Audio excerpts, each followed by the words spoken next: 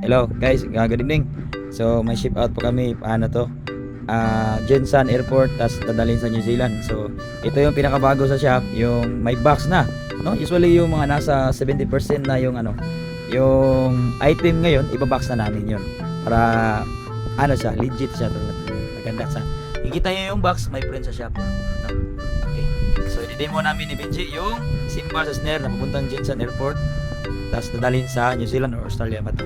Okay, Binje, let's go! Let's go! Korean si Binje, ha? Yes. Napasok namin, ganyan yung posisyon niya. So, yeah. Yes, yung snare. Pasok mo yung snare dyan.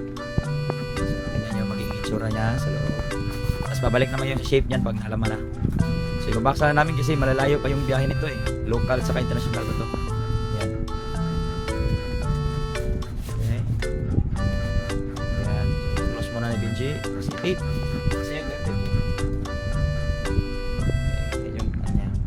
Clear tape muna namin to. Kasi si Ubig in case mag-order pa so ng custom packaging tape niya para solid sa tingnan. So simple sa snare yung custom na snare na order. So yan. Sige, try mo lang dyan.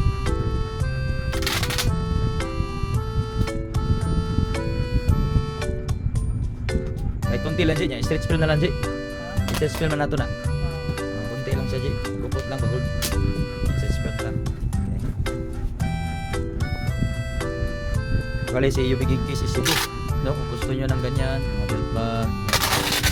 Yan, custom na. Custom na rin. Okay. Okay. Yan. Okay. So, ipakita mo yung harap, G. Yan. Nice, di ba? Nice yung harap. Pag-unfront yung silagay dito. Sa ibabaw na. Ibabaw na ito. Yan.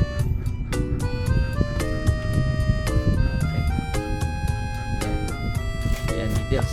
Box namin para coba ko rin tingnan. Okay. Original tingnan. Sulit. So, Jensan Airport. Then, pa New Zealand or Australia ba to? Yan yung packaging para maganda sulit tingnan.